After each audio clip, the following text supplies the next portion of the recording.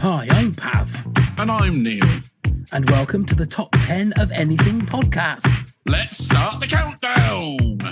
10, 9, 8, 7, 6, 5, 4, 3, 2, 1.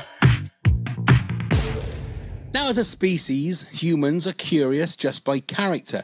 This is portrayed no more by us wanting to know every juicy detail of famous and infamous people and events. Hence, the biopic has been a genre of movie that has enthralled, shocked and entertained since images were put to celluloid. Now, Hollywood has a way of bending facts and circumstances, but the biopic has provided some of the greatest movies of all time. Here's Neil with 10 biopic facts. Well, if we can call them facts, but I thank you very much, Pav. So what I thought would be more interesting, because obviously a biopic has all the facts in it about the person, would be find out what the most successful biopics were. Now, I'm quickly going to ask you guys, is it biopics or biopic? Biopics. Okay. I looked this up like just now because in my head it was both. So right. Biopic is what I saw, biopic. Okay, so here's the 10 most At least they're successful... American. Yeah, I'll take that. We'll all be American tonight then. So here's the top 10 most successful biopics in... So at number 10, we have The Blind Side, released in 2009, and it made $309.2 million. Hey, this is not a test. This is rock and roll. At number 9, A Beautiful Mind, 2001 was released, and that made $316.7 million. They pay to see Elton John. At number 8, we've got Green Book, released in 2018, and that made $321.7 million. Sorry, folks, but I just can't do this song anymore unless she's going to marry me. At number 7, we've got Schindler's List, released in 1993, and that took $322.1 million. Pull the string! Pull the string! At number 6, Catch Me If You Can in 2002 with $352.1 million. Thank you very much. At number 5, The Wolf of Wall Street, released 2013, that made $392 million. I'm Spartacus! I'm Spartacus! I'm Spartacus! I'm Spartacus! I'm Spartacus and so's my wife. At number 4, we've got The King's Speech, released in 2010, and that made $427.3 million. He'd consume the English with fireballs from his eyes and bolts of lightning from his arse. At number 3, The Greatest Showman, 2017, $435.7 million. Well, I'm funny how? I mean, funny like I'm a clown, I amuse you. At number 2, American Sniper, 2014, made $547.4 million. Because I ain't going nowhere! And at number 1, Bohemian Rhapsody in 2018 made $910.8 million.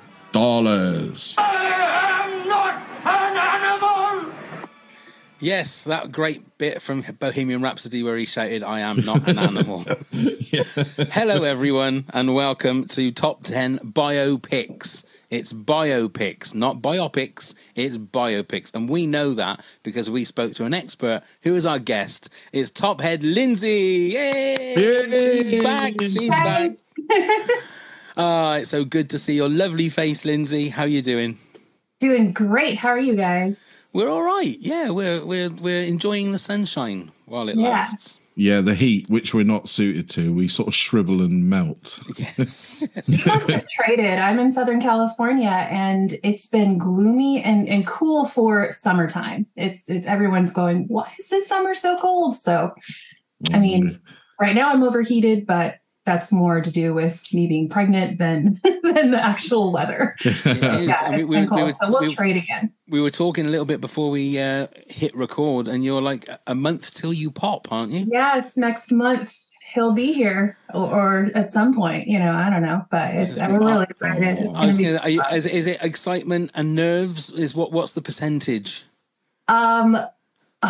100% of both, if that makes sense. There's a layer of both. That makes but exact sense. Yeah. We're so excited. We've wanted him for a very long time. So yeah. And it'd just be magical, and it's so cute when that you finally get the baby. It's just a shame they have to grow up, but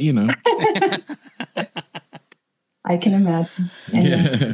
And the one thing that you have that you can fall back on once it's all done is that every day gets harder and harder and harder as a parent.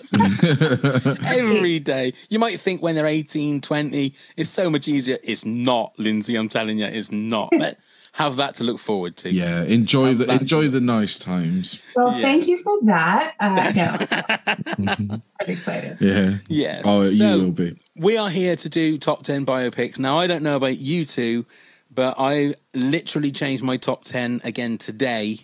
As there are just so many films that you can class as a biopic. I know that Hollywood has a reputation for bending the history of certain things, but start with you, Lindsay. How did you find making your top 10?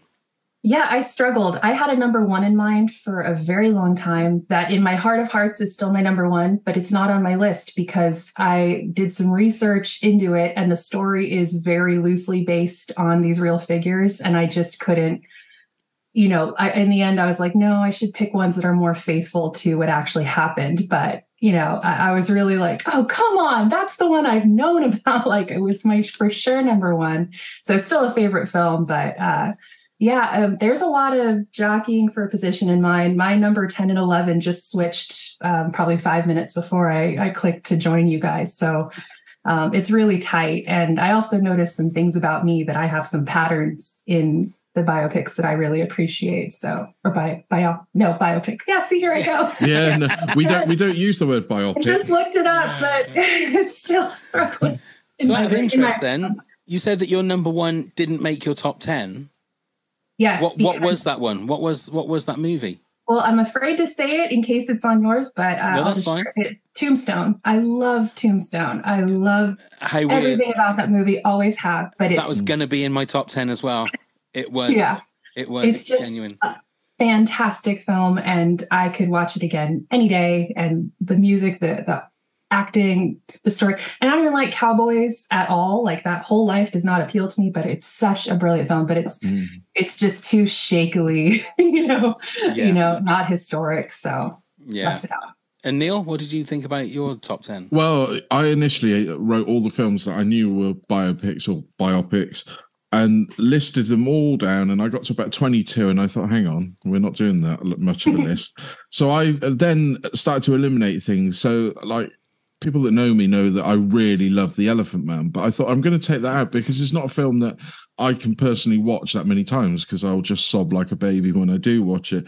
So I got rid of films like that. I may have one in my list that still is a little bit like that, but I think it was honourable that I kept that in. But yeah, and then I narrowed it down, and then I thought, well, let's narrow it down again to the ones that that you've seen multiple times, and that's how I got to my top 10. But it's still changed. Because it goes to like a top 15 that you've seen multiple times. And then, it was forever. An ever-evolving list. And it will be next week as well. It always is. It always is with these movie ones. Okay, let's get to the matter at hand. Lindsay, what is your top 10, your number 10 biopic? Okay, so Catch Me If You Can, starring Leonardo DiCaprio and Tom Hanks. It's one I've seen many, many, many times. This is, just a delightful tale of this real guy. And then there's actually something suspicious about it that possibly some of this was fabricated as well, like in his autobiography. So this is why it was like 10 or 11. But in the end, I went with one that I enjoyed more. And I really just love Catch Me If You Can. Leo is absolutely adorable as this, forger kid who's just super smart, just an excellent con man, and how he's able to con and start just forging checks and then start just assuming positions that he's a doctor, a lawyer, a pilot, and he gets through all this just by evading, Tom Hanks, an FBI agent who's like on his trail. It's just really exciting and adorable. And ultimately, I wouldn't say he's a Robin Hood figure because he kept the money he kind of gave it to his dad, who was a shady character played by Christopher Walken. But it's so fun. It is such a fun, delightful film that in actuality, the con man turned into somebody the American government uses to help create better systems of checks so that they're not so easily forgeable. I don't know. It's just... And it's strongly helped with the performances of everybody in that movie. I think it's so solid. Yeah. But it was Spielberg, directed by Spielberg as well. I was just going to say, it was one Spielberg. I don't want to criticize him as a director, but he's become a bit of a... I don't think his movies have been solid of late. And that was still at the pinnacle of when he was a great movie maker. It's hard to say. I know. I know. Do you know what I mean? He's still a great, and we must honor him, but he doesn't seem to have the magic that Spielberg always did, but that was at the pinnacle when he was still being able to do those sort of films. So yeah. Totally. It's really well paced as well. Something about the pacing, it keeps this peppy exuberance, alive, where you kind of celebrate his youth and his ambition. And, you cheer for this crazy criminal who defrauded everyone, but including like the love of, this family and this woman who, he wanted to marry, played by a very young Amy Adams. It's just such a delight. Yeah. Great one. Oh, the scene where Tom Hanks thinks that Leonardo DiCaprio is an FBI agent. And he's in the same room with him, and he's almost caught him, and Leo still manages to just one more con to get out of the way. It's so good. It's such a good film. It is very good film. Great one to kick us off. Go on then, Neil, number 10. Well, I'm not sure that either of you may have seen this, but I love Joy Division. I love the story around Ian Curtis. A very sad affair that was. But the film Control, the story of Ian Curtis and Joy Division, I think it's a really, really good music movie. It's filmed in black and white. Sam, I've now completely forgot his name, Riley, who was in things like Maleficent and that, wasn't it? I'm having a real mind blank. It's too hot. I'm melting. But Control to me is a wonderful film because having read the book, they've captured a lot of what really happened and what really went on in the days of the Hacienda in Manchester and everything like that. I find absolutely fascinating and would have loved to have been there myself. That's what it is. And of course, the music's fantastic as well. Great. If you're a Joy Division fan, I suppose. Exactly. Yeah. They're one of those bands that I don't understand why they are so revered. I honestly don't, because he sings out of tune. That's the thing that gets me. It's his style. And I'm not having to go at anybody that likes him because, them, Radiohead and all that shenanigans. You remember. Pink Floyd and all that. Please don't start sending me. You like what you like and you don't what you don't. I've never seen it, Neil, to be honest. And obviously, it's not. It's a good film. It's a good film. I mean, ultimately, it's a sad film at the end. But yeah, it's a good film. And like I said, I love the music. I love the performances of everyone. It's up there for me. Great one. Okay, my number 10. Now, this was one that crept in today, actually. And it is Legend, which is Tom Hardy playing both Cray twins.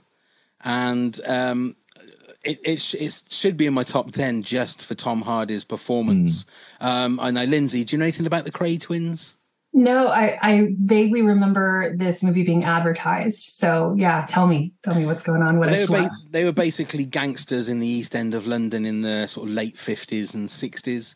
And they were twins, 60s, primarily in the 60s, but they were twins. And Tom Hardy plays both twins. And it is, again, how accurate it is. They sort of make them out to be a little bit like lovable rogues. They're sort of like the heroes of it. They were vicious, violent gangsters, but then they thought, again, you're talking about Robin Hood. They were sort of a little bit in the fact that they loved their mum. Their mum was the apple of their eye and they were the apple of their mum's eye. But they were very, very violent to, I suppose, to their kind, if you like. If that makes not sense. Always. I mean, they intimidated shopkeepers for their own protection racket. That is true. I mean, you don't see that in the movie. But they were also, they were very, very troubled. But Tom Hardy in the movie is fantastic. And who was the guy that was in? Who was Elton John? Taron Egerton. Taron Egerton's in it as well. Christopher, what's his name? Christopher Doctor Eccleston Who. Yeah. is in it. There's a lot of people that you recognise thinking, oh, I've seen him in Harry Potter. Oh, I've seen him in Game of Thrones. There's a lot of people that round out the cast. But just as a tour de force from Tom Hardy, it's a fantastic... Again, I would say 90% of my movies are not historically accurate. That's for biopics. They're just not. So a lot of biopics aren't. Yeah, we'll take it for what it is. But it's a great movie. Did you ever see the Kemp brothers play the Krays? I did. Yeah, I went to the cinema and saw that. Actually, I went to the premiere. Did you? Yeah. Did you? Yeah, I did. Yeah. I think this is a better Cray movie. I was just going to say, but factually, that one was more factual than this one. If you know what I mean. Yeah, I think so. Yeah, it's a weird one because I find the Krays very interesting. And when I was years ago in the very early 90s, I was doing my dissertation of English. I decided to do the culture of the Krays and why they were so revered in the East End of London. I mean, they loved them around there. And the person that I knew from college, his gran, knew the Krays, and they were wonderful. They always paid for my shopping. They always let me go to the front of the queue. We could leave our doors unlocked. So you had that side of it. They were romanticized, but obviously they were vicious bastards. And I managed to write to Reggie Cray. Did you? And I've still got the letter framed in my loft. Yeah. Really? He did answer. He never spoke about any of that side of it, but just, he was a charming man in the letter. Let's put it that way. Can I ask what kind of era was their heyday? I mean, obviously he's still alive. 60s mainly. Okay. Yeah. It was, I suppose it was before the more sort of drug-induced gang warfare and the gun gang warfare, even though they used firearms. It wasn't primarily all that. It was what they say, the golden era of gangsters, but just as violent, really. Yeah. Okay, great. I didn't realize that you were pen pals with Reggie Cray, Neil. No, we had one letter, and it was all from... Don't give me that rubbish. You got to your loft, and there's a shrine to the Krays, isn't there? We're best friends. We were. Friends. Yeah, I served time with him. That's what really happened. What it was? Yeah. No, he was in prison, and I just thought, well, if you don't try for your dissertation, you don't get. And he replied. There you go. So, okay then, Lindsay, you're number 9, please. Who have you been pen pals with that's had a biopic? I haven't, because the featured person here passed away, but I really love The Theory of Everything with Eddie Redmayne and Felicity Jones. I saw it in the theater, I think twice, which, when that movie came out like 10 years ago, that isn't something I did a lot at that point. It was kind of doing that more when I was in my 20s. Aging myself here, but I really found when I was looking at this list, especially when my list had like 25, I was like, wow, I have a lot of scientists, mathematicians, like incredibly brilliant people on here that have some sort of affliction or problems. Like, wow, this is interesting about me. But I just loved that film. Stephen Hawking, he's just portrayed so beautifully by Eddie Redmayne. And really, it's almost more about his wife, Jane, who, it's kind of, it's about both, but, it's like their love story and how she supported him as he gets ALS. And I just thought the whole thing was beautifully shot. And I love it when, anything in STEM, science, math, engineering, is somehow portrayed in a way that makes sense to me. I don't think I'm an idiot, but definitely, much more on the English humanities side than the science, technology, and math side. And yet I love that stuff. And so I really appreciated how it was able to portray everything that he was writing about, or, whatever was expressed in the film, just in such a beautiful visual way. I just think it's a brilliant film. It's one I would rewatch, most days. I think it's lovely. He won the Oscar for that, didn't he? Yeah. He won the Oscar for that? Yeah. And deservedly so. What a performance. Yes. Incredible. Just absolutely incredible. And then the idea that, even though in the end they weren't together, like their love endured in a way, like, it's always an act of love, whether or not they're married. It is just beautiful. And so anyway, I just really, really love that film. And then didn't he end up with the nurse? He did. Yes. In the end. And wasn't there some kind of trouble or something when that she was beating him up, or he was beating her up? Oh God! Shut up, Fred. I don't think that's in the film. No, it's not in the film. Yeah, I think it was something that happened afterwards. But loads of cinematic, loads of stories like that came out. Like when he famously visited a strip club, didn't he? Oh, did he? Yeah, you can find the pictures of him surrounded by the ladies. Oh, Looks goodness like, me. okay, crikey, blimey. Fair play. Didn't see that in the movie, did we? No, it probably didn't fit that. Yeah. They're trying to show. You know what? Good for him. Do your thing. Absolutely. Like, why can't a person with ALS go to a strip club just exactly?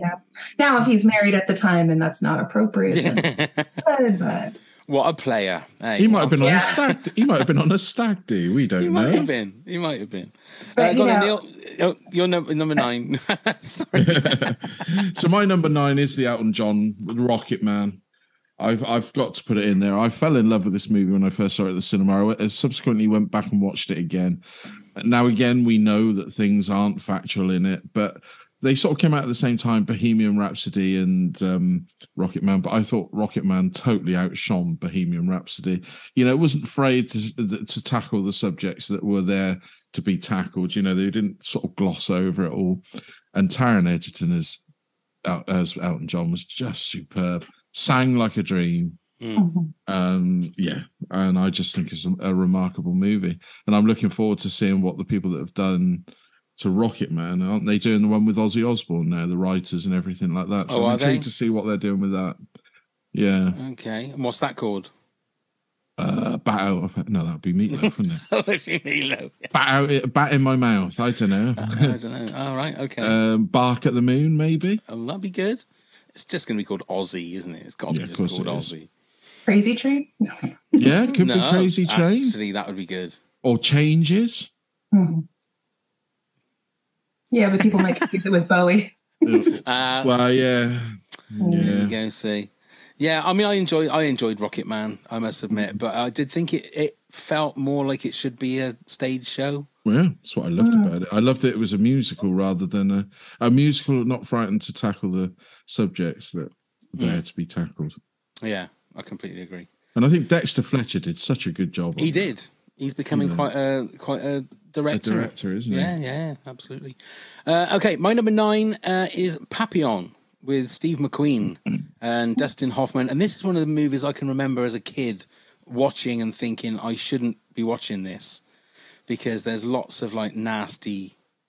I mean, I remember the one thing I can remember is being a little kid and watching. I don't know if you. I'm assuming you've seen it, Neil. Have you seen this, Lindsay?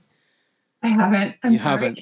Yeah, it's about a guy that he always ends up in prison. He always breaks out of prison. He ends up on this. Was it Devil's Island or something? I think it was. Yeah, that was where they sent the French. It was French, wasn't he? Well, supposedly the real person. And it was apparently a prison that you could never break out of. So he tries to break out of it, and he ends up in solitary confinement for years and years. And it's quite harrowing. Steve McQueen is just amazing in it, and it's a young Dustin Hoffman in it as well. And it's weird in places, but it's just very harrowing in places. He visits a leper colony.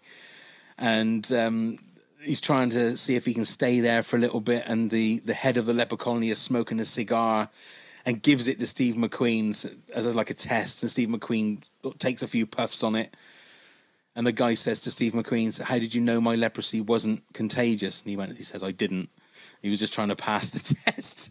But I would have they did a remake of it with Charlie Hunnam, and Remy Malek. And Remy Malek, and it wasn't the same. I think because I love the original so much, it's like you can only be Steve McQueen. I can't think of anyone else that could play him. So I would thoroughly recommend you having a look at it. If you want to see something really harrowing and that's really going to disturb you, Lindsay, maybe then not by all means, before the pregnancy, before the birth.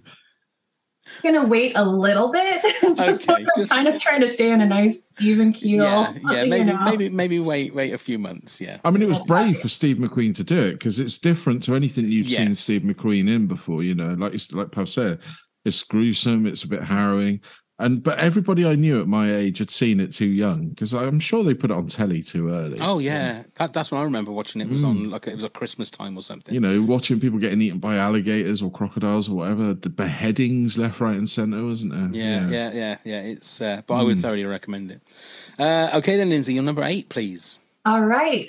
So Hidden Figures, which came out a few years ago as well. So this is just a delightful film, start to finish. It's basically about this I mean, not secret, but kind of before this, I don't think it was very well known, not taught in schools, not, a major historical thing, and it should have been. There's a team of female African-American mathematicians who basically helped get the first American in space in NASA. Without their calculations, it could not have happened. And so there was a memoir or a biography first, and then they made this film, and it stars Taraji P. Henson, Octavia Spencer, and Janelle Monáe, and they are like so delightful. Every scene with them in it is just, and it's most of the film, their story, they're just, you can't take your eyes off of them. They're delightful, interesting characters and real people who, revolutionized so much of, like engineering and mathematics in NASA and for America.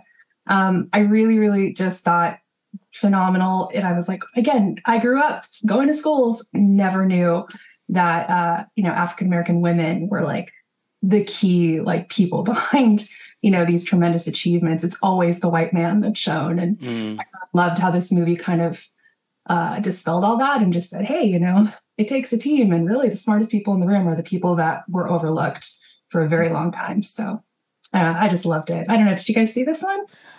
I've only seen it once. Yeah. I have. Kevin Costner's in it, isn't he? Yeah, he is. Yeah, and I can't believe I've still not seen this movie. So I need to make sure, because I've seen clips of it on TikTok or YouTube and stuff, and it looks great. And I just have not got around to watching it. So I will make sure I do. It's it's one of those movies that you start watching and you get hooked straight away, and you're in and you're invested, which is always a great thing for a movie.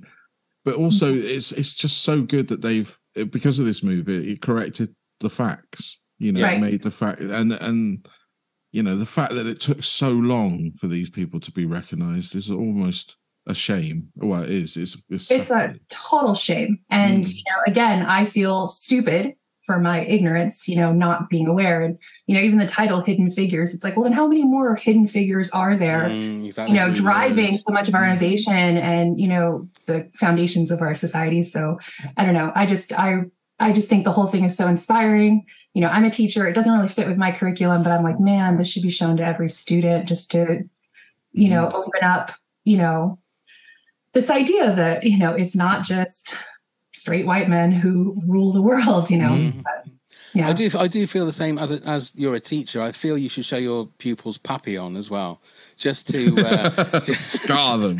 Great. Yeah. Thank you for the job security. Yeah, that's okay. Got a Neil number 8.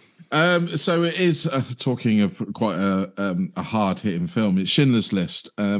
Now, this really should probably be higher, but the problem, how I did my list is watchable films, and I would have struggled to rewatch this numerous times. But it's also a film that I feel everybody on the planet should watch, because it's one of those films that, all right, maybe it's not all factually correct like all biopics.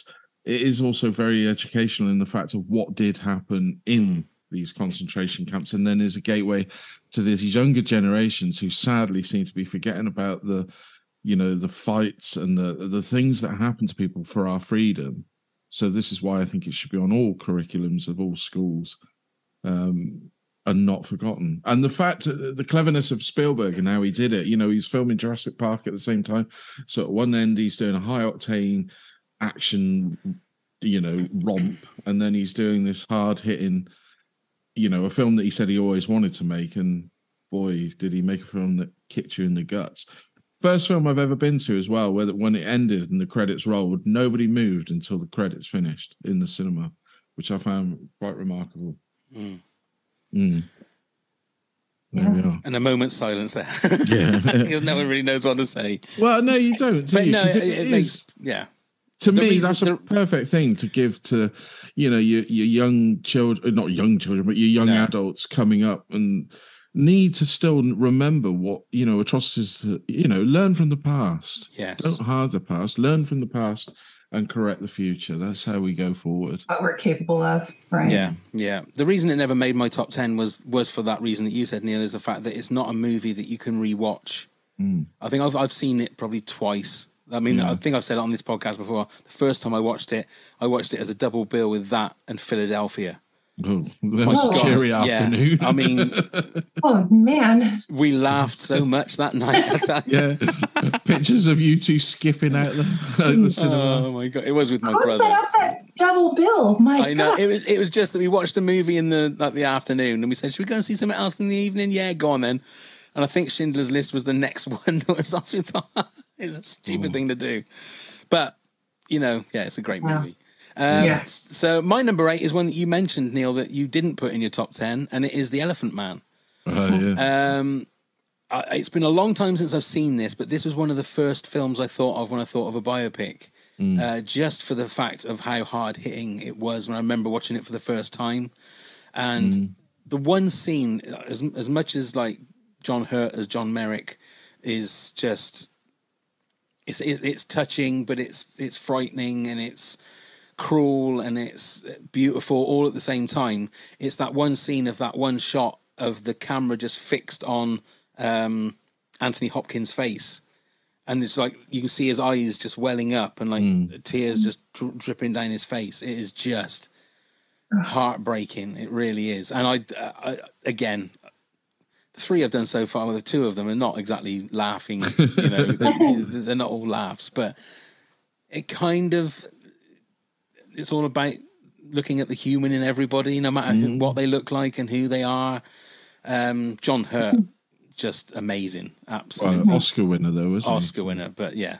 So I would thoroughly recommend that if anyone has ever seen it. And I don't know about you, Neil, but would you say that's oh Christ! Now see, I've bloody Heat. Who directed it? David Lynch. Is that his most accessible movie? Do you think? Yeah, that or June. Even if you don't like June, June's quite accessible to watch, though. Yeah, it is. It was produced by Mel Brooks. He put the money up for The Elephant Man. Did he really? There's a bit of a fact for you. It's a Neil, film. You're off the clock. You don't have to do facts now. You've done it. That's it. It's because it would be up there as it's a great movie, and it's probably one of the best movies made. Yeah, I find it really hard. I can't watch it all in one shot. I have to stop and have a break, and it makes me cry every time I then see it. I can't do it. Yeah, absolutely. But I thought I'd chuck it in there. Okay. Lindsay, your number 7, please. Well, you just shared some really dramatic films. So mine's not as much, but this one is Walk the Line. It's the story of Johnny Cash. It's, mid-2000s. Joaquin Phoenix and Reese Witherspoon play Johnny and June Carter Cash. So this movie really resonates with me because up until that point, I was little rock girl and very much didn't want to entertain the thought of anything slightly country. And this movie turned me on to Johnny Cash. I don't know why I saw it originally, but I've rewatched it many times. It's my favorite film with Reese Witherspoon in it. She's great, but she's not really my taste. But in this, I thought she was phenomenal. Her voice was great. His voice was really great too. And then, of course, after the soundtrack for this, I went back and started listening to old Johnny Cash and become a fan. And then I've opened, that kind of opened the door to some other older country music. I really don't like current modern that much, but I really like the older stuff. So I just think it's, it kind of follows the same trajectory of like famous artist film, where, they get some fame, you see their ascent, you see the, the love, then the drug addiction and the recovery, there are so many on my list that didn't make it that fit that trajectory, but I just think this film does it really, really well. It's so watchable and so fun. That's the story of Neil's life as well. Walk the line? Yeah. I can't bloody walk anymore. Don't rub it in. Oh, that's so mean. I didn't mean that joke by that. I was talking about the up and down and the drugs and all stuff. I didn't even think about the pun of walk the line. Sorry. I only jest. I can walk. Of course I can. I've got crutches. Yeah. But I agree with you, Lindsay. I think it's a great biopic. I really do. And Reese Witherspoon's never been better, like you said. But do you think that film brought back Johnny Cash? I'm not saying he went away, but it brought him back to a new audience for sure, didn't it? 100%. The only interaction I'd had with Johnny Cash before that, or only like relevance he had in my life besides just his name, was his version of Hurt, the 9 Inch Nails song. And that, was brilliant. And that video is just so heartbreaking and lovely. And Hurt has been, one of my favorite songs forever. So, that I knew. And then going back through his catalog, it really just, for me, definitely. And I think for a lot of other people, he became a lot more relevant. And, again, which is a great thing, that films, that books, can reintroduce, history in maybe a more digestible way or help you discover something you may not have known. Yeah, completely agree. Completely agree. Go on then, Neil, you're number 7. So it's something I was late to the party at, and I believe you were as well, Pav, is Elvis. Yes. The Elvis, recent Baz Luhrmann. Just missed out on my top 10, that did. Now, I've rewatched it again. I was blown away the first time I've seen it, and I've grown to love it even more the second time I've seen it. I love the portrayal. Now, we know, it's teaching us things probably some of us didn't know. It's teaching us things that some of us probably did know after reading some biographies.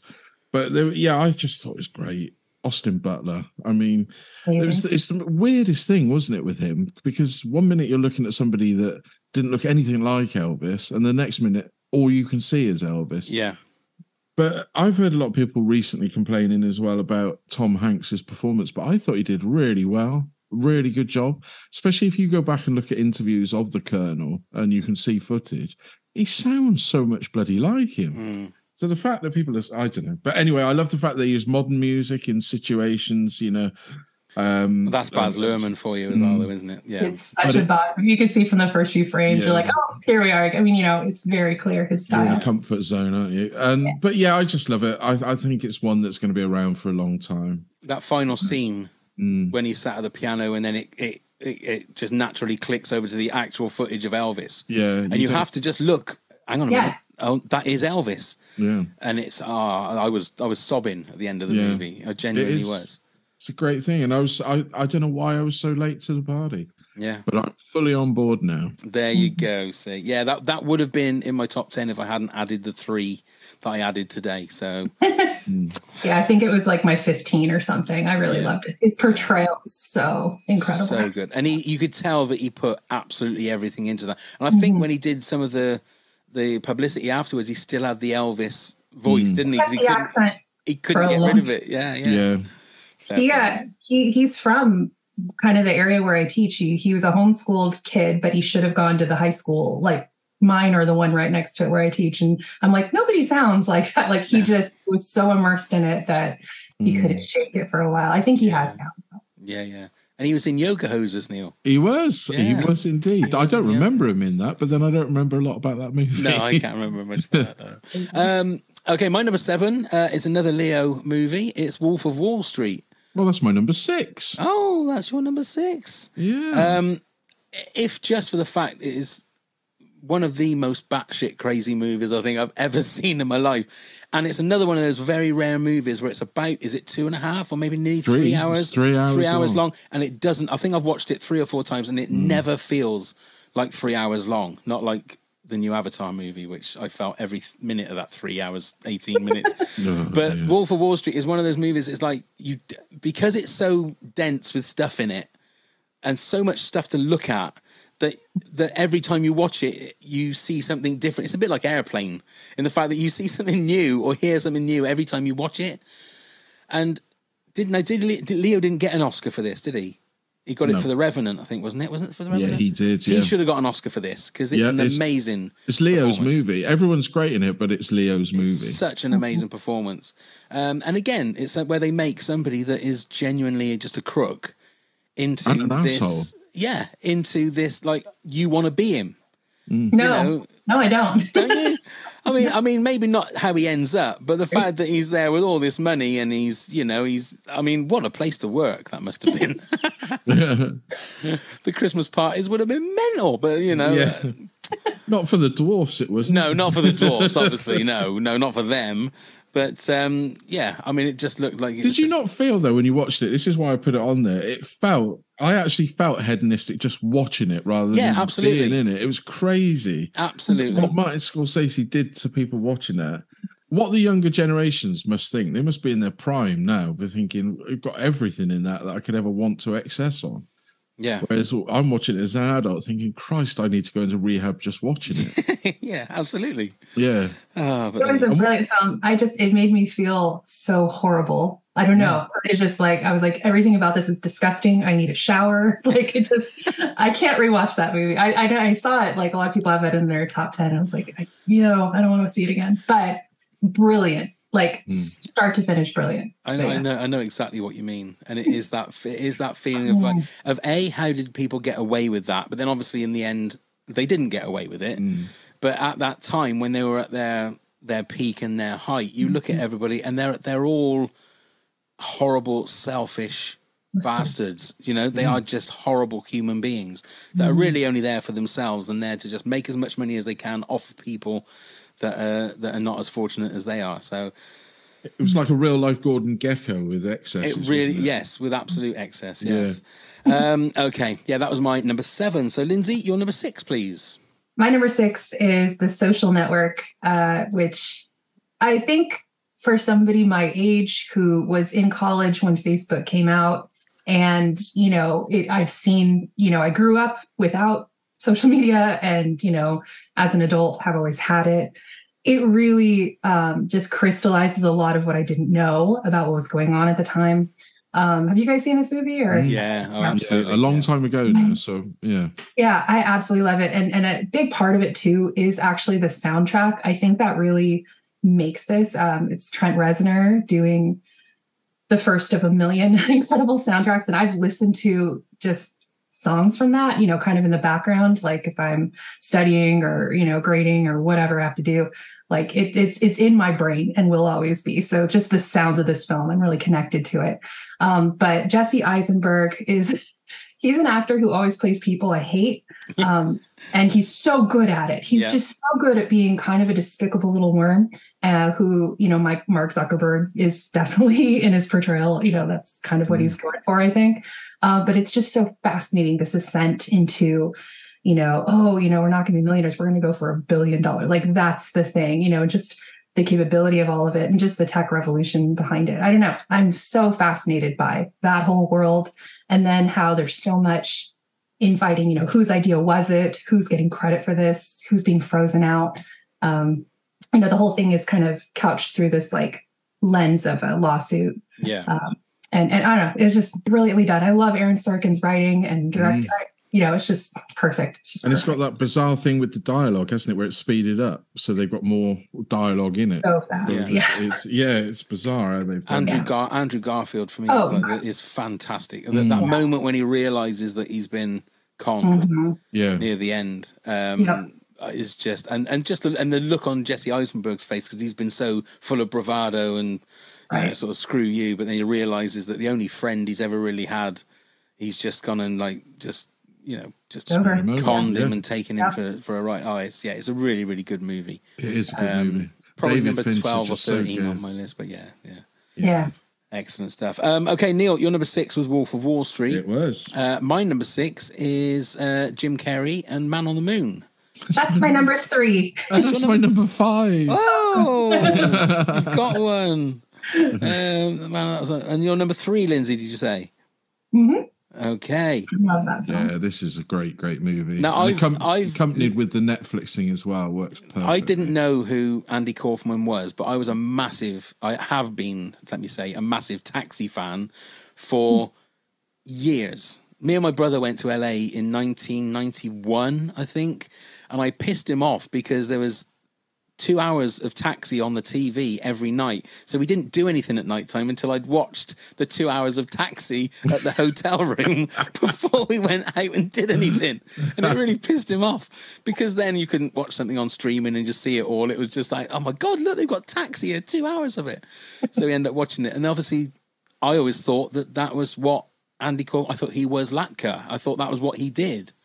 So the first time I saw Man on the Moon, because I love the music, so obviously the REM song and stuff, and I thought, oh my God, there's more to him than just thank you very much and all that kind of stuff. And then I sort of delved into all of his stuff and the stuff with the Mighty Mouse and the wrestling and and going on to, was it David Letterman where they ended up like having a fight there as well. I was amazed, and I thought I'm not a big Jim Carrey fan, but I thought he was amazing in this movie. I really did. But that's what I said when you watch the I can't remember what they called it, the Netflix thing about the making of it, and showed how Jim Carrey just stayed in character the whole way and almost obsessed over it. I find it intriguing how that went away. Went ahead, and but it's also really sweet. Sorry, Lindsay. No, it's fine. Sorry. I love Jim Carrey when he's doing his more dramatic roles, and even though he's playing a comedian, he's a dramatic actor in this film. I think he's a genius at drama. I don't always love his The Mask kind of, silly, crazy Ace Ventura stuff. I grew up with that. That's not really for me, but I'm the same. Yeah, this movie, his performance is so brilliant. And then I haven't seen the Netflix thing, so I want to check that out right now. Since we're done, I'm going to go check that out. And it's completely I fascinating. just love that film. And as much research as I could do, and Andy Kaufman at the time this came out, I did. And I think Courtney Love is really brilliant in it. She's such a light in this movie. Danny DeVito is fantastic. Oh, it's just genius start to finish. And then the ending, how it's a little cryptic about, what really happened to him. And what's the name of the lounge singer that he does? Tony Clifton. Tony Clifton. Yeah. That's right. You see, I'd love to have seen Tony Clifton. Yeah. I think that would be amazing. Oh, so many people said that when he turned up and they saw him and didn't realize who it was, they found it cringeworthy and horrible. I think that would have just been amazing. Well, that's our kind of humor, Neil. That's the good stuff that we love. I think I'd have been rolling in the aisles. Indeed. So what was that? That was number 6. Okay, it's time for this. Oh, I pressed the wrong button. Pop quiz, hot shot. Yes, pop quiz, hot shot. Now, Lindsay, you haven't done this with us before, have you? I have not, but I love the quiz, by the way. Steve. It's so great. So here we go. We're going to do a quiz. It's first one to 3. And if you get the question wrong, it goes over to the opposition and they get a chance for the bonus. So, Lindsay, you are our guest. Do you want to go first or second? Love to go second. Okay, then. Neil, are you ready? As ready as I ever will be. Here we go, then. Who played Nixon in Frost Nixon? Frank Langella or Langella. Is correct. I've actually written here Frank Langella or Langella. So well done. I'm going to get 1 point for that, though. Oh. Lindsay, what fast food outlet was featured in The Founder? Having no idea what that film is, this is going to go great. McDonald's. Is correct. It's a really good film. Michael Keaton movie. I would thoroughly recommend it because it is amazing.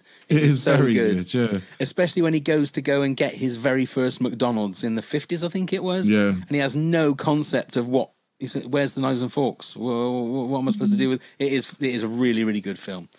Nick Offerman is in it as well, and he's great. Great as everything. Neil, who directed Black Klansman? Spike Lee. Is correct. Okay, Lindsay. Who won an Oscar playing killer Aileen Wuornos in Monster? Oh, Charlize Theron. Is correct. 2 for 2. Neil, this for the win. Are you ready? This might be the first time ever. It might be. Angela Bassett played the late Tina Turner in which 1993 biopic? What's Love got to do with it? Is correct. Oh, Neil, sorry, well Lindsay. done. But I'm quite pleased. Finally, I've won one. Well done, Neil, and I hope you're proud of yourself for beating a pregnant lady. So well done. Well, story of my life. No, I jest everybody before you start complaining about something else. The emails start rolling in. Well done, Neil. And lucky there, Lindsay. Your next keep going. Yeah. Your next question would have been: Raging Bull is about which title-winning boxer? Yeah, I would have not gotten that because you would not have gotten that one. Would you have gotten who plays Lee Harvey Oswald in JFK? No, I also should have. I am suffering from pregnant brain. I cannot recall names, dates, everything I'm saying. I've typed out who the actor is, what character they played, because it's just not coming to me. So you did really well for the first 2 then. Well, it was a guess and then one movie that I did. Well done. Neil, do you know those 2? Jake LaMotta. Is correct. What was the other question? Who played Lee Harvey Oswald in JFK? Gary Oldman. It was Gary Oldman. See, this was absolutely yours to win. You did not. You smoked the pregnant woman, not just. Oh, bless you. No, I fall at your feet, Lindsay. Oh, dear. Okay, then. Right, back to the actual work in hand. So, Lindsay, your number 5, please. Okay. This film is so incredible if you haven't seen it. It's Frida, about Frida Kahlo, starring Salma Hayek and Alfred Molina. Have you guys seen this one or no? I haven't. A long time ago when I was still manager of Blockbusters. That's it's a 2002 film, and it's Salma Hayek's, like, at the time it was a movie she was desperate to get made. And unfortunately, she had to deal with some Harvey Weinstein harassment in order to go through that, which is really awful. I was like, oh, there's such an ugly side to this, but it is, I'm Southern California girl and have grown up around a lot of like Mexican art, Mexican American culture, all of that. And Frida Kahlo has been like a major influence around here. And so this film really kind of explains what's going on behind, the artist, behind her paintings. She lived a life of incredible pain. She had, some issues when she was younger. She had a horrible accident when she was 18. So she always had back pain and, always, just suffered, man, her whole life. But she has this adorable spirit. Salma Hayek portrays her in just the most delightful way. And what's interesting is the film is shot beautifully, and then it's intercut with different little animations for a while. And then these weird little expressions of her art where Salma Hayek has like a painted face and it looks like she's in her own art. And it's all just really well done and really beautifully done. And oh my gosh, if you haven't seen this film, Pat, I really do think it's worth a watch. And you just get such an appreciation for it. Alfred Molina is always good in everything he does. Everything, yeah. And so is Salma Hayek, actually. And, but I don't think she's been as strong as this ever since. No. This is her like big thing, Like, this is her passion for sure.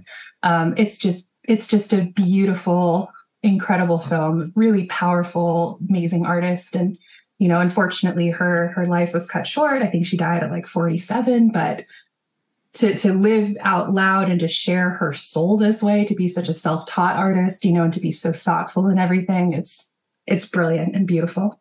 And I always remember that I'm impressed of the makeup and everything that people have. Because, like Frida famously had the monobrow. Right. And when they do that sort of thing in movies, you seem to always be able to know, there's a fake moustache, there's a fake eyebrow. Whatever. But with hers, you couldn't tell. It looked genuinely real. I mean, I don't know whether Salma could grow it, but it just looked really might be real. able to. They're more common than people. Yeah. But a little mustache as well. But it's just beautiful. And you really see her, kind of shrinking, with Diego Rivera, her husband. He has the spotlight. He's the one who's like known, and she's just like, oh, are my paintings any good? It's like, oh my gosh, she's in a room with just a ton of her paintings, and it's like, priceless art, and the story of her. So anyway, I just think it's stunning. It's a stunning. It's a great movie. It's a fantastic film, and it's a great educational film to find out about her. Right. Who directed it? Do you remember? I mean, if only there was a way we could find out. Only there was a little Google machine or something. Let me have a little look at the Google machine, shall I? It's Julie Taymor. Okay. No, I think she's the one that directed The Lion King, isn't she? On the stage show, yeah. The stage show, yeah. That's her, yeah. There you go. Yeah, that makes another one to add to the list. You've got such joys coming your way. I know. Just having the time to do it. That's the thing. So, Neil, you said your Man on the Moon was your number 5. So my number 5 is Stan and Ollie, which was the movie that had Steve Coogan as Stan Laurel and the other guy. Reilly. That's it, John C. Reilly as Oliver Hardy. Again, I don't know why John C. Reilly didn't at least get an Oscar nomination as Oliver Hardy. Now, as anyone who knows this podcast knows me and Neil, we love Laurel and Hardy. And I thought it was just fantastic the way, just the opening scene where they do the dance from Way Out West. I mean, I've got a love for Laurel and Hardy that goes back to probably my earliest memories.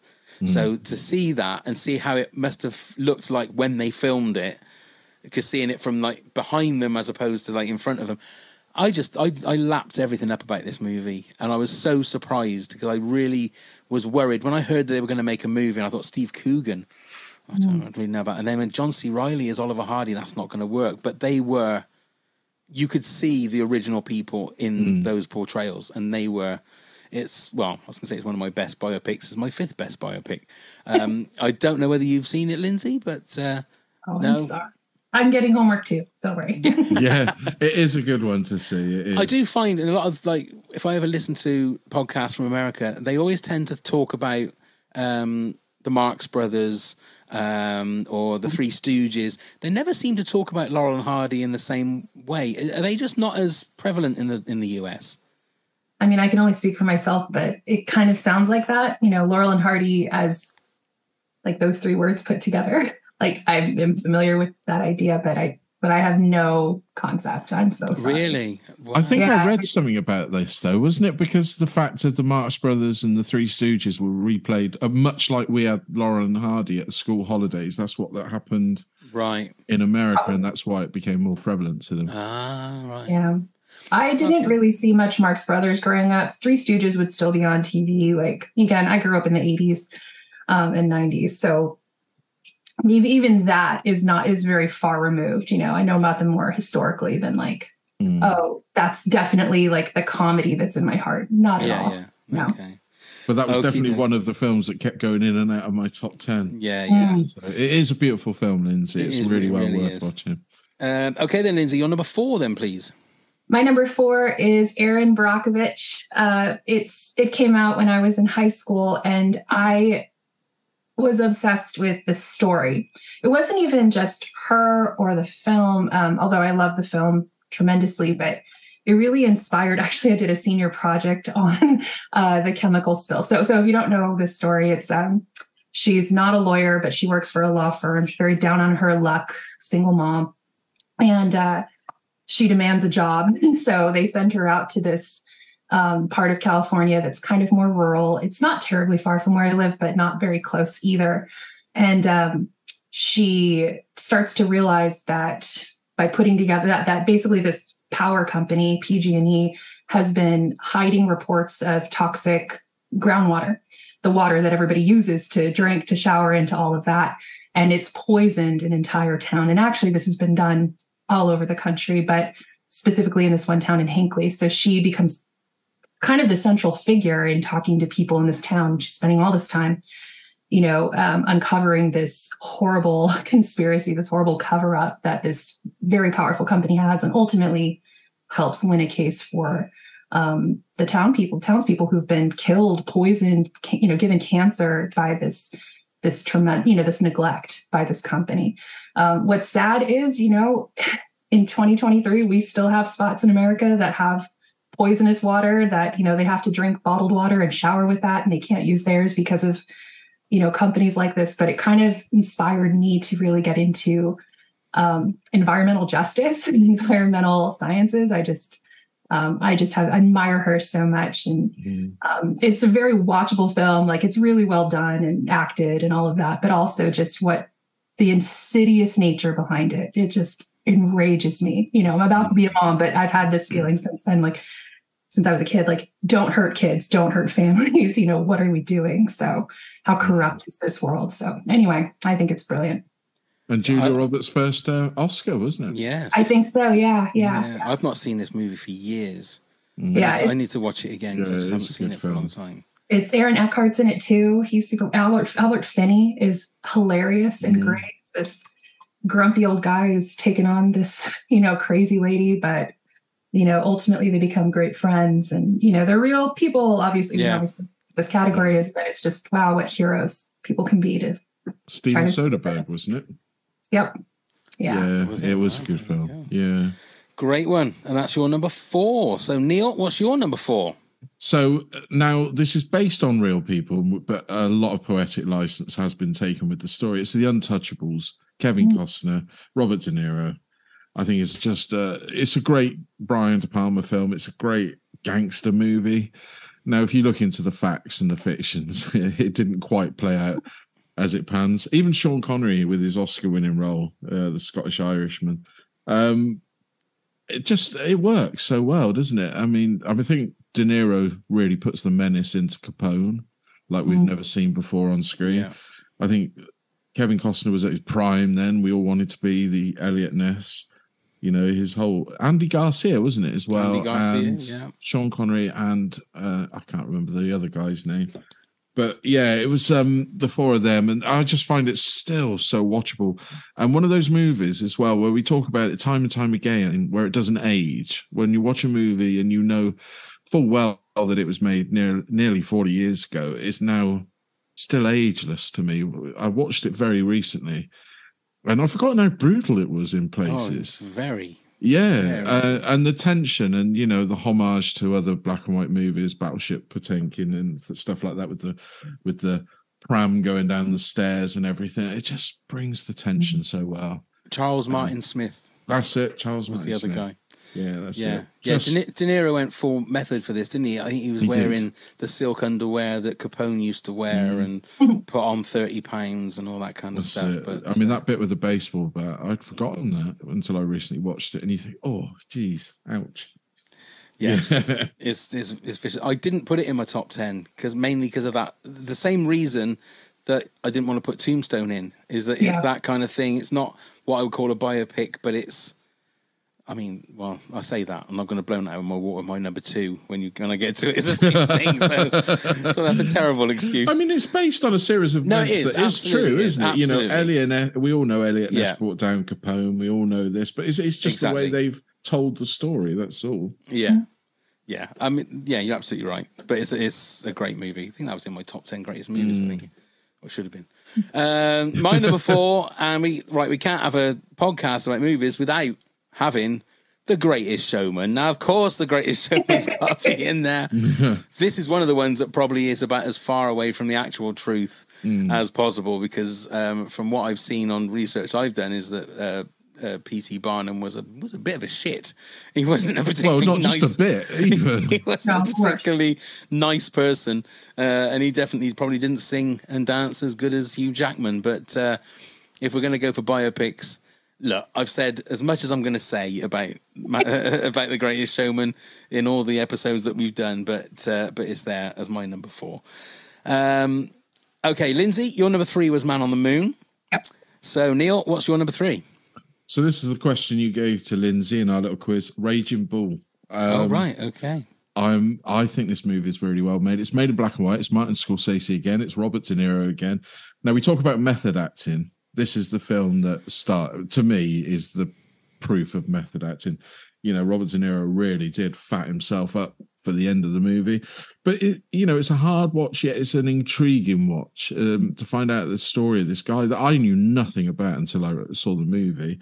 Didn't even realize it was a true story. You go right from the lows to the highs to find out that he wasn't a great person overall. But I don't want to spoil it in case you watch it, but it's nearly 3 hours long, but it's all in black and white. Joe Pesci's probably first big role. Uncomfortable subject matters, puts you uncomfortable where you want to be, but it also doesn't shy away from the highlights of what, is wrong and everything in that situation. Definitely recommend. Just if you've not seen it, you need to watch it. Did he actually get properly, did he put on all the weight, or was it all padding? Did he actually? No. He purposely, if you get the Blu-ray, there's a great Cinema Classics Blu-ray version of it, which has got a great documentary. He went away for 6 months to Sicily or Italy, wherever he went, and just ate pasta after pasta dish. So is that he filmed the thin stuff first and then went and did that? Can you imagine when they shout cut on that final day of filming, and then he's got 6 months of eating? Yeah, I mean, that must be a wonderful feeling to think you're getting paid. Well, it was, but when you listen to the documentaries, he got doctors warning about how fast he was putting all the weight on. I know, it goes exactly imagine it. How wonderful that must be. It goes exactly the same way with Christian Bale losing all that weight for the machinist. It's the same, the opposite side of the spectrum. But I mean, I know there's people out there that don't like De Niro and don't think he is what he is, but this shows when he was in his prime and how. Yeah. He was probably our greatest living actor. I mean, he made Pacino look hammy even back then. So, the guy, let's give the guy credit. I think. Oh, absolutely. Yeah. And he's still having babies as well. So is Pacino. Or whatever, yeah. Whatever De Niro does. They're both at it, aren't they? Yeah. Just think, imagine that crash. I mean, crash for them, and the babies are off doing what they want to do. Imagine. Just imagine. You'll be saying to their wives, time for a change, and it's them and the baby. Okay, so my number 3. Now, if I'm going to have The Greatest Showman, which is probably the movie that I've talked about more than anything in all of these episodes that we've done, at number 3, I'm going to pull it a little bit. It's not a movie, but I'm going for Hamilton. I'm going to have Hamilton at number 3 because it is. I think it's a biopic, but it's Lin-Manuel Miranda, Hamilton, the greatest musical ever. I don't know. Neil, have you watched it yet? Still haven't watched it. What the hell is wrong with you, man?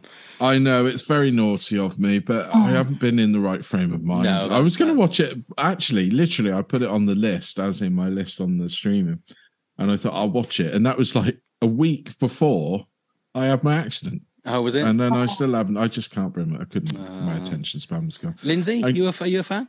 I love Hamilton and considered it for the list, but I don't know, something about it. I just was like, I'm not sure I love it as much as I love his others, but I really do.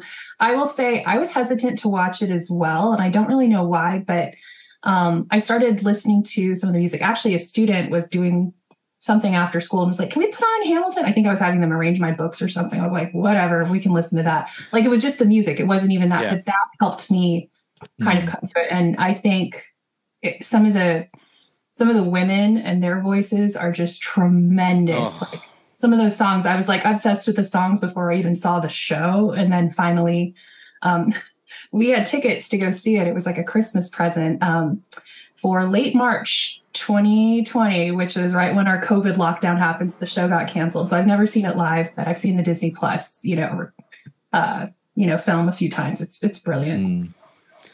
Yeah, and I believe they are making a proper movie, aren't they? Are they? I think they are. I mean, it's been on the cards for ages, but I think they're finally getting around to it now. Fantastic. But I will. I promise I will. I'll surprise you. Yeah. I'll suddenly go, yep, I've seen it now. And I mean, Neil, the things you'll do to not watch Hamilton, I mean, break your knee into places. It's crazy. Just say you don't want to watch it. That's all you got to do. I would do a couple of the songs first. I would really do that and just see, is that something intriguing to you? I don't know. That worked for me because I was like, gosh, it's going to be like a 4-hour thing. Who has time for this? But that was the weird thing, is that I knew nothing about it. That was the trouble. So I went into it sort of like, okay, come on then, let's watch it. And then as soon as it went dun dun dun dun dun dun, I was like, oh my god, I'm in.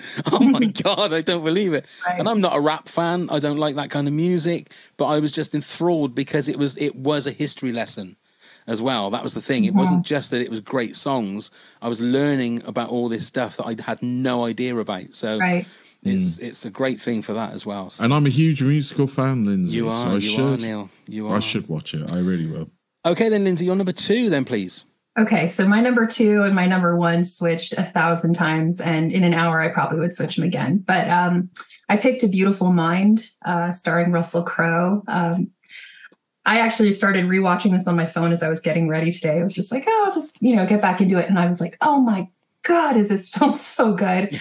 It is just stunning. So he plays a mathematician named John Nash, who is so beyond brilliant. I mean, I don't know, should I spoiler? Yeah, we're doing spoilers. Okay. No problem. So ultimately he is this brilliant mathematician in Princeton, and then goes to MIT, and then it becomes this kind of spy film because he's being like recruited, by this very shady character played by Ron Howard, who's also the director, to, unlock, this cryptography thing, basically prevent a big Russian mobile bomb somewhere in America. And he's all like paranoid about it. He's married at this point. And then it turns out it's all in his mind. He's schizophrenic, and he's been imagining people since his college days, including Paul Bettany's character, who's like his roommate at the time, who'd never existed. And ultimately the film, comes to this, he's going through treatment and all of that, and, trying to figure out what's real. How do I know? And ultimately he uses his insanely brilliant brain to deduce reality from the fiction his brain is inventing. And so it's just stunningly powerful. It's a beautiful love story, and the music is beyond great. It's such a great score. I'd forgotten how great and like how paranoid the music makes you feel, and how stunning every revelation is. And Russell Crowe is fantastic in it. This is like his Gladiator era, and he's playing the absolute opposite character. This total, brainy in his head guy who's really antisocial, but ultimately is this stunning genius. And again, it's another film that made me understand the math. I appreciate that. I almost had Imitation Game on here too, which is very similar in that, it made things clear to me. But yeah, I just love A Beautiful Mind. It's so good. Yeah, it is a great movie. I haven't seen it for ages. I must watch it. You say that about understanding, I'll say maths and whatever. The Big Short. The Big Short is another. Have you ever seen The Big Short?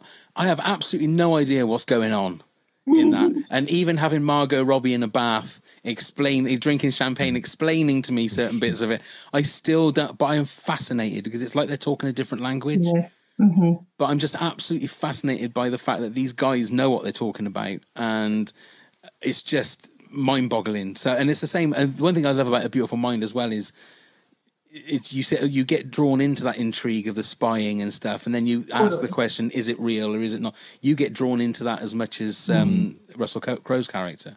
Yeah, you see the code kind of come off the page, in his mind. You're like, but that doesn't make any sense. And then there were certain things, I was looking it all up this morning, and every hallucination he has, every person who's not really there, you hear them first before you see them. And that was intentional because his hallucinations were actually auditory. Every time he had a revelation about something, mathematical, it showed up like a flash. That was something that, was really intentional too. I don't know. It's really clever. Smart and really clever and very, again, watchable and interesting. And the script is awesome. It's just so good. It sounds like a really boring film. It is the opposite. I just loved it. Yeah. No, I can remember seeing it at the cinema and being blown away because we weren't all sure about it. And very, very sort of moving as well, with his family. Jennifer Connelly, wasn't it, his wife? Really touching. And ultimately, love is kind of what helped him figure out, because he was on medication that was taking away his ability to think, to, perform with his wife, to be a person, to love his kids. All of that was like gone when he was on the whatever drugs, antipsychotics, I guess. But so ultimately, he found a path in between where he reasons out the ways to make this work. And, he lived a long, successful life with his wife. So it's incredible. Great. Go on then, Neil, your number 2. So it's a Sean Penn directed movie. There you go. It's Into the Wild. I'm a huge fan of this one. I love the story of the young lad who just decides to quit the human race and go off to Alaska to live. Who doesn't think of that from day to day and think, oh, how nice that would be to get rid of the money, the money side of things. It's well directed, well acted. Emil Hirsch is the young lad who does it. You meet a whole slew of other actors coming in and out. Vince Vaughn's in it, Kristen Stewart's in it, or Kristen Stewart, or however you pronounce her name, and people like that. But the soundtrack is just beautiful. We talk about music in movies.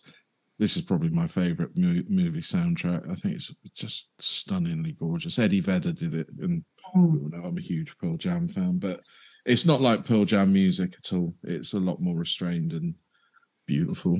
But I would recommend anyone. I introduced it to my daughter when she was about, 14, and it's now her favourite film. So she will watch it yearly. It's uplifting yet sad, if that makes sense. Well, I've not only never seen this movie, I've never heard of this movie. Have you not? No. It was our John Krakauer book, I think. Yeah. Oh my God. Yeah.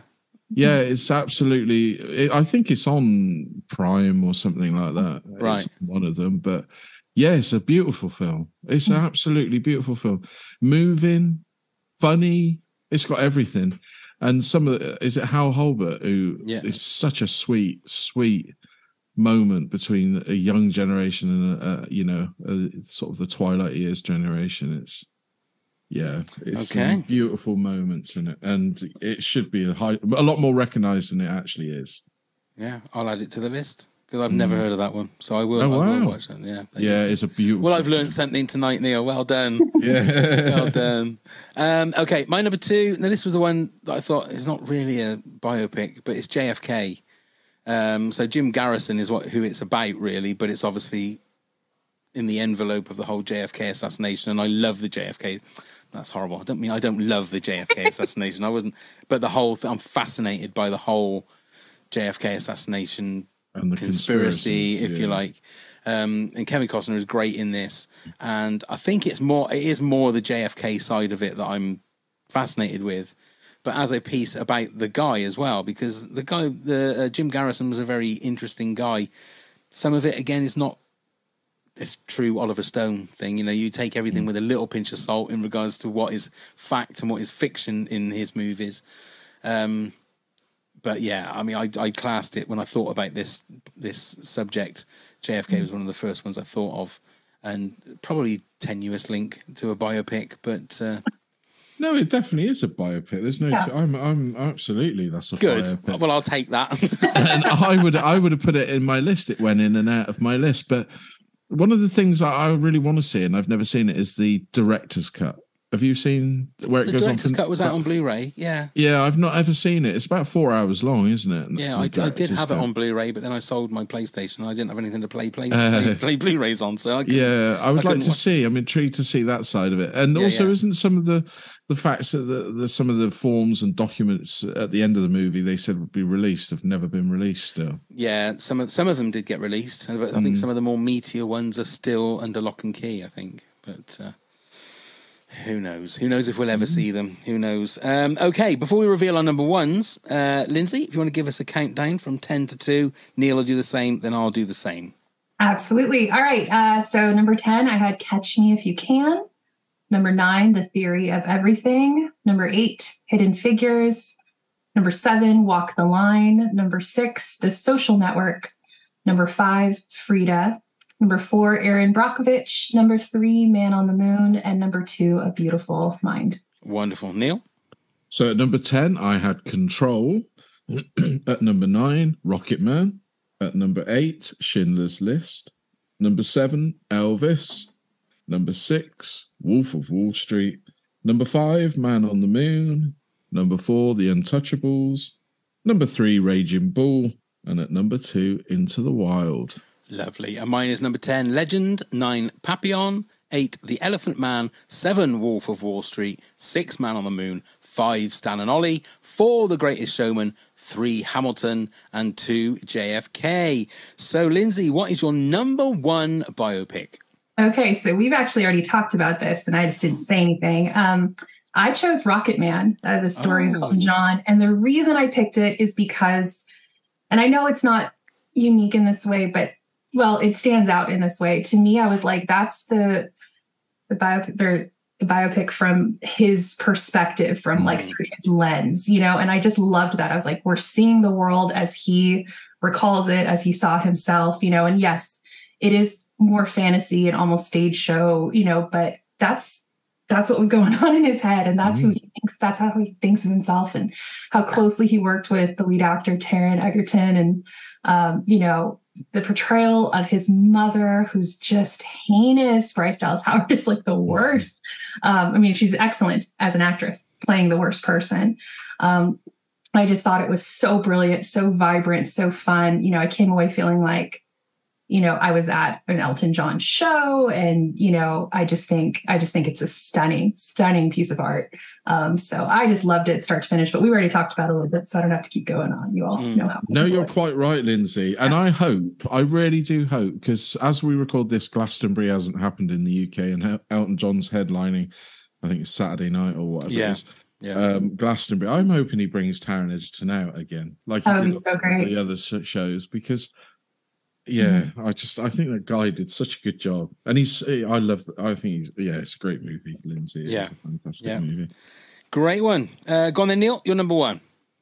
So it's another Martin Scorsese movie. It's me and my love of Scorsese, but it is Goodfellas. You know, I've read the book. I only read the book because I bought the limited edition VHS that came with the book and other props in it and the video. But I think this movie is fantastic. It's up there with one of the greatest gangster movies ever made. You know, and we're seeing it all from Ray Liotta's point of view, Henry's point of view, right from the childhood, and brings it up through. And you're invested. Well, to me, you're invested. And I've never ever bored. There's not one scene in that movie that bores me. I can watch it and it's on, and I can join it at any time. But always held for years the record of the most uses of the F word. There you go. There's a little fact for you. Until this podcast, of course. Yeah, but it's now been overtaken by Wolf of Wall Street. Oh, there you go. Good old Martin Scorsese keeps his record going. But you know, again, it's De Niro. It was fantastic, but it's Joe Pesci's show in this one. He's the lunatic that we all wish we didn't have a friend like. And yeah, it's brilliant. It's just brilliant. And was that in your top 10 movies of all time? Probably not, because I went for it's a different subject, but I went for the repeat viewing. Of course, yeah. I overtook it, and it probably would be next week. yeah. Okay, yeah, you can't argue with that. You can't argue. Well, of course, it wasn't in any of our top 10s, was it, Lindsay? But you can't argue with that, can you? My number one, I think it's one of the ones that has had the most changed, as in Hollywood-fying it, if that is even a word, but it's Braveheart. The story of William Wallace. I thought, considering Mel Gibson directed it as well as starring in it, did the sort of Dances with Wolves thing, and also cleaned up at the Oscars the same as Dances with Wolves. But I thought his performance in this is amazing. It is just, and I know that Mel Gibson has got so many sort of bad ticks in his corner, if you like. Yeah, he's got demons. But I really thought he's a very interesting director. Apocalypto was one of those movies that was just like stunning to watch and so harrowing in places. And this is the same. This doesn't pull its punches. This has got some very, very graphic scenes that stops you from wanting to watch the movie. That's the trouble. There's certain scenes with like the love of his life that ends up dying. Spoilers. It's just one of those things that like it makes you not want to see the film. But again, when we do our top 10 revenge movies, Braveheart will probably be in there for me, because when he goes and starts kicking the English's ass, you want him to do it because you're well in his, you're on his side, you're in his corner, and just a heartbreaking ending. But do you think Mel soundtrack? Gibson?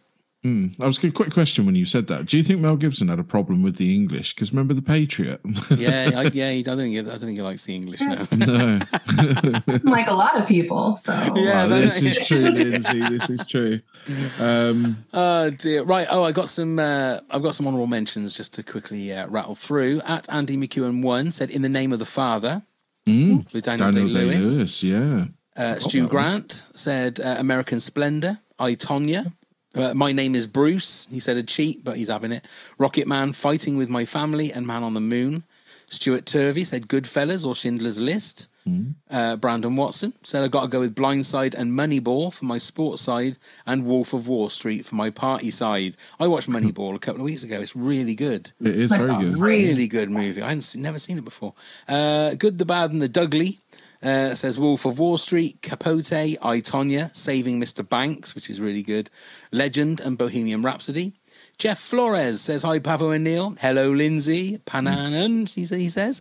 The Wife and I love Catch Me If You Can, with Leonardo DiCaprio and America's Dad, Tom Hanks. Another great movie is Hidden Figures. And, of course, Straight Outta Compton. Nikki Dennis says some of my faves, not in any order. Black Klansman, Harriet, Selma, Just Mercy, The Electrical Life of Louis Wayne, Loving Vincent, Love and Mercy, Greatest Showman, and, of course, Hamilton. Well done, Nikki. Corrine Pastor says, hi there. Here's a few of my faves. Hidden Figures, The King's Speech, Walk the Line, and Ford versus Ferrari. Lisa Buchanan says, love The Darkest Hour. I've seen it several times. I'm currently reading The Splendid and the Vile by Eric Larson. It reiterates how accurate the biopic was. So astonishing. As a companion, I would pick Dunkirk. Cry every time I see it. Love Gia and with Angelina Jolie, probably her first intro into her acting, and wow, just wow. Sid and Nancy is another favourite, and finally Amadeus. I haven't seen it in years, but still lurks in my memory. And Jen Berg says Amadeus. That soundtrack is a banger. Sir Neville Mariner smashed it. So there you go. Neil, I thought you would have had Sid and Nancy in there. I really thought that was it's one of those ones that drop in and out for me. It's a bit like the other one with Gary Oldman, Prick Up Your Ears. It's another great movie, but it drops in and out. Joe Orton. But I was going to say that I've just suddenly remembered I went to Fort William a couple of years ago in Scotland, and they've done an honorary statue of William Wallace, and they've put the face of Mel Gibson on it. What? It's genuinely true. So there you go. We know. I just thought I'd bring that nugget up. But yeah, Sid and Nancy is a good film. I prefer Prick Up Your Ears though. Right. Yeah. Well, there you go. We've done it. That's our top 10. So, Lindsay, once again, it's been an absolute pleasure. I will say, before we say our goodbyes, we need to say hello to Hannah Graham, who is our latest Patreon tophead. So, hello, Hannah. Thank you very much, Hannah. It won't be long before you'll be sat in Lindsay's seat. I mean, obviously not in her house, because that would be weird. He wants to, I guess. Everyone's invited. Everyone's invited. Yeah, you can come and do a bit of babysitting while Lindsay goes out. Thank you. I'll need a nap. So before we actually say our proper goodbyes, Neil, if you want to tell everybody how to get in touch with us and all that gubbins. Absolutely. So if you've got any ideas what you would like to hear as a top 10, do email us at top10pods@hotmail.com. You can also message us on all the social medias, I'd imagine. If you can find us at Top 10 Pods, do give us a click, give us a follow. Come and help support the podcast at patreon.com/top10pods. You get all sorts of rewards where you could even be a guest yourself. Please do come join the fun. Check out all the links via the link tree. Find the link in the show notes, and do please click, like, subscribe, give us a follow, whatever it is, on anywhere you get your podcast from. Come join the fun. Perfect. Well, that was almost perfect, Neil. Well done. Lindsay, thank you so much for your support. Thank you so much for being just a lovely, wonderful human being with another lovely, wonderful human being growing inside you. Good luck for everything in the future, Lindsay. And please come back once the little sprog has been born. Yes. Top 10 baby foods. Yes. Gross. Sprog, love. All right, thank you guys. Sorry, Lindsay, I forgot. Yeah, that's a term of endearment in the UK. I enjoyed it a lot. Okay, so thank you very much, Lindsay. Thank you very much, Hannah Graham, for being our latest top head. Thank you, Neil. Thank you very much, Pav. Thank you very much, Lindsay. Been a joy to see you, and good luck in the next few weeks for you. Bless you. Yes, indeed. Thank you very much, everybody, for listening and watching, and let's go start the countdown. 10, 9.